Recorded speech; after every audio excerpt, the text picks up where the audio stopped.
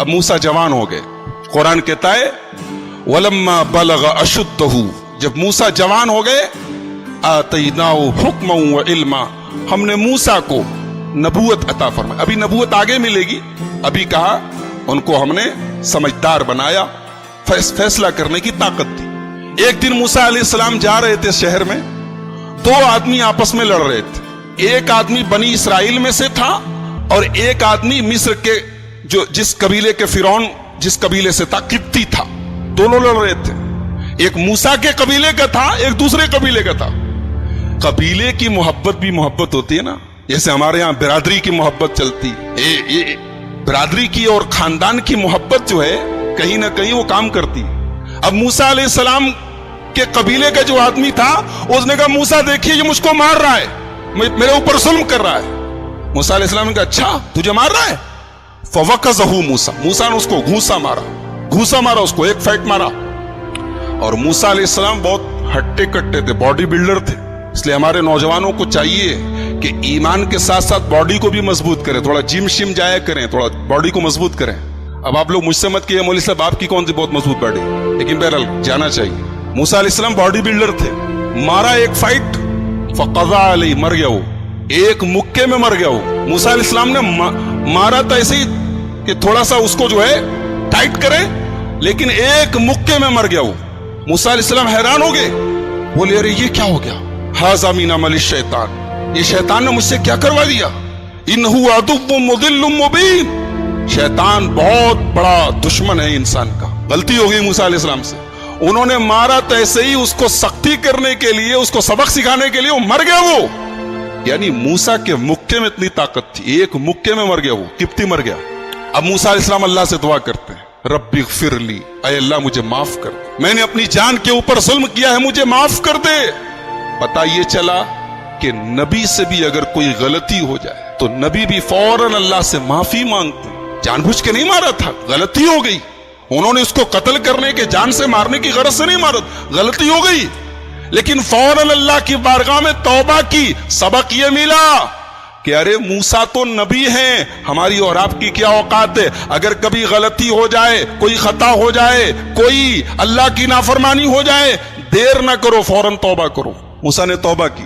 اللہ کہتا فغفر لہو, ہم نے اپنے بندے موسیٰ کی توبہ کو قبول کیا. اب موسیٰ علیہ السلام پورے مصر میں ڈرے ڈرے سہمے ادھر ادھر گھوم رہے ہیں کہ اگر پتا چل گیا کسی کو کہ وہ میری وجہ سے مرا ہے تو مجھے سزا ہوگی. اور اس زمانے میں قتل کی سزا قتل تھی, موت کی سزا موت تھی, تو مجھے مار دیا جائے گا. موسیٰ علیہ السلام بیچارے ڈرے ہوئے سہمے ہوئے پورے شہر میں گھوم رہے ہیں.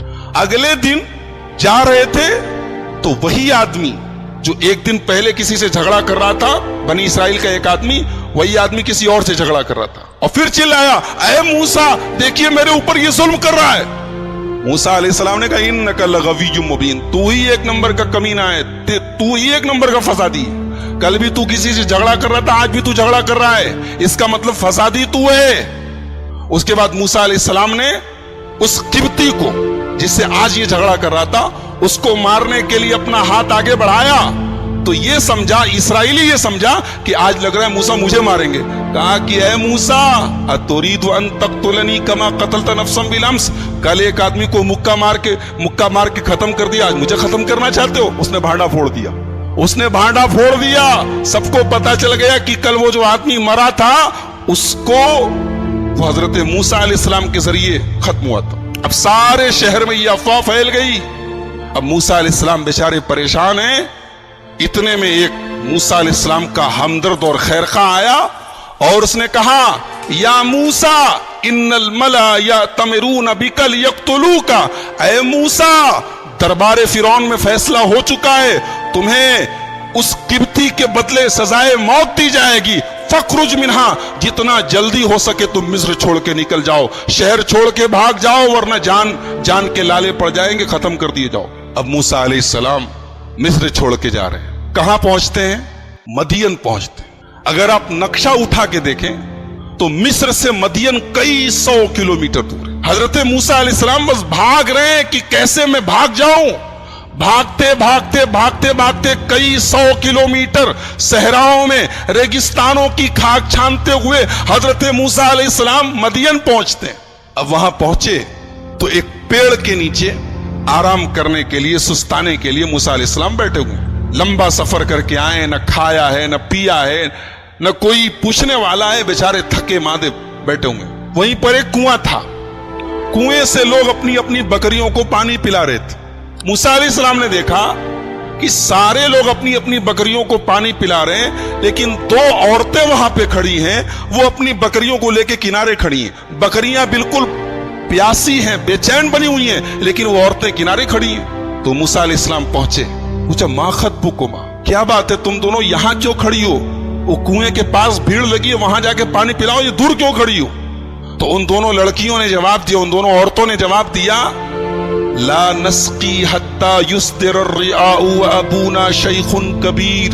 कहा कि आप देख नहीं रहे मर्दों की भीड़ लगी है, हमें पसंद नहीं है कि हम मर्दों की भीड़ में धक्का खा के जाके अपनी बकरियों को पानी पिलाएं, ये हमारी गैरत गवारा नहीं करती। और ये भी सुन लीजिए, वह अबूना शैखुन कबीर, हमारा बाप बहुत बूढ़ा है, हमारा बाप इस लायक नहीं है कि हमारी बकरियों को पानी पिला सके, इसलिए मजबूरी में हमें घर से बाहर निकलना पड़ा है, वरना हमें यह काम पसंद नहीं।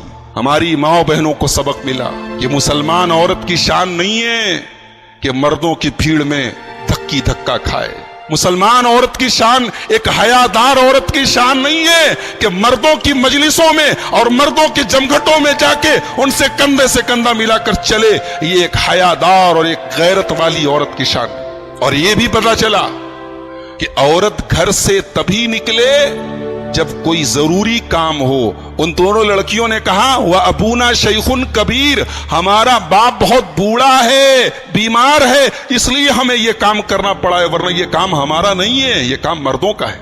मूसा अलैहिस्सलाम ने देखा कि बेचारी दोनों औरतें, दोनों लड़कियां इतनी शर्मदार और हयादार हैं, उन्होंने फौरन उनकी मदद की। बॉडी बिल्डर तो ही हट्टे कट्टे थे, फौरन आगे गए बकरियों को लेकर, हटो हटो। वहां पहुंचे कुएं के पास, और कुएं के ऊपर बहुत बड़ा सा पत्थर रखा था। मूसा अलैहिस्सलाम ने अकेले पत्थर उठाया, पानी खींचा, बकरियों को पानी पिलाया, और उन दोनों औरतों से कहा कि आप लोग अपनी बकरियां लेके चले जाएं, भूखे हैं, प्यासे हैं। एक बार ये नहीं कहा कि मैंने तुम्हारा ये काम किया है, चल के मुझे कुछ नाश्ता पानी करा दो, मुझे कुछ खिला पिला दो। एक बात पता चली कि मुसलमान किसी के काम आए, किसी की मदद करे तो बदले और शुक्रिया का मुतालबा ना करे, इस उम्मीद में ना रहे कि वो मेरा शुक्रिया अदा करेगा तब मैं काम करूंगा, मुझे बदला देगा तब काम करूंगा। मुसलमान बगैर किसी रिवार्ड के, बगैर किसी बदले के, बगैर किसी शुक्रिया के नेकी करे। कहते ना, नेकी कर दरिया में डाल, ये मुसलमान की शान होनी चाहिए। ये मूसा की सुन्नत है। उन दोनों लड़कियों की मदद की, पलट के पूछा भी नहीं कि मुझे कुछ खिला दो, कई दिन से भूखा प्यासा 800 किलोमीटर का सफर करके आ रहा हूं, कहीं कुछ खाने को नहीं मिला है, कुछ मुझे खिला दो, पलट के पूछा भी नहीं। दोनों लड़कियों की मदद करने के बाद मूसा फिर अपनी जगह वापस आते हैं, उसी पेड़ के नीचे बैठ जाते हैं और अल्लाह की बारगाह में दुआ करते, रब्बे इन्नी लिमा अंज़लत इलैया मिन खैरिन फकीर। ऐ अल्लाह, मैं तेरे करम का मोहताज हूं परवरदिगार, तेरी रहमत का मोहताज हूं अल्लाह, शहर से दूर हूं। कहा मूसा महलों में, महल में परवरिश हुई है, नाज़ो नैम में परवरिश हुई है, आराम और आज के जमाने के हिसाब से हम कह सकते हैं लग्जरी लाइफ गुजारी है उन्होंने, ऐशो आराम की जिंदगी गुजारी है। और आज हजारों किलोमीटर का सफर तय करके सहराओं की खाक छान के आए हैं, और आज ये हालत है कि मूसा को कोई एक अनाज का एक दाना पूछने को तैयार नहीं। कहते अल्लाह, मैं तेरे करम का मोहताज हूं परवरदिगार। अभी मूसा ने दुआ की, अल्लाह ने फौरन दुआ कबूल की। एक नुक्ता मिला कि अगर आप चाहते हैं कि आपकी दुआ कबूल हो तो किसी गरीब और किसी मजबूर के काम आ जाओ, किसी गरीब की मदद कर दो, किसी गरीब को सदका कर दो, और उसके बाद अल्लाह से दुआ करो, अल्लाह दुआ कबूल कर लेगा। अगर चाहते हो कि दुआ कबूल हो जाए तो कोई नेकी करो, कोई अच्छा काम करो, किसी के काम आ जाओ और फिर दुआ करो, अल्लाह दुआ कबूल करेगा। मूसा ने दुआ की, अल्लाह ने फौरन दुआ कबूल की।